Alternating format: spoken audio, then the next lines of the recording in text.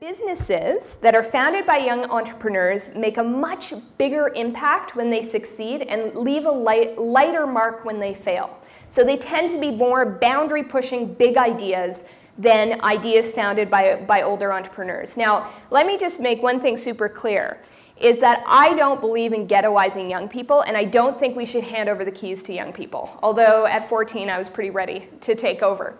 However, I really think it's about intergenerational partnerships. So young people have these big, incredible ideas, but they need that wisdom, that support, those, hey, we tried that before, it didn't really work. They need that advice and that support to actually be as really impactful.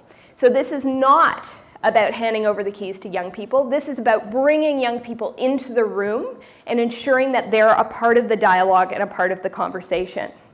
So the tech sector gets that young people have bold ideas, and they also get that intergenerational piece. So the whole setup around venture capitalists, around hubs, around incubators is all set up to support these young people with really, really bold ideas, and nobody in the tech sector is afraid of a 14-year-old or a 12-year-old having a brilliant idea, and that's amazing. So there's definitely something we could learn there. We've, of course, all heard the success stories, and Google is who we just heard from is a good example. Both their founders were under 25 when they founded the company.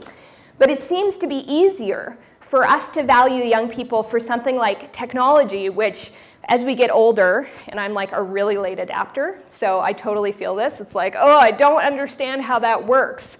You know, this is a really scary thing. It's like, oh, this young person will log into Twitter for me and fix my iPad, and okay, I'll just hand it over to them. So for some reason, technology seems to be something we can hand over. But we haven't quite figured out how to hand over other industries, or at least engage young people in innovation in other industries quite in the same way. I would argue that the social sector also gets it, probably because there often isn't a lot of money involved. So, and that's something I think needs to change. Social innovation is incredibly powerful, and there are big, bold ideas. And there's examples of young people like Severin Suzuki, David Suzuki's daughter, who spoke at the UN at 12 and made a huge international impact.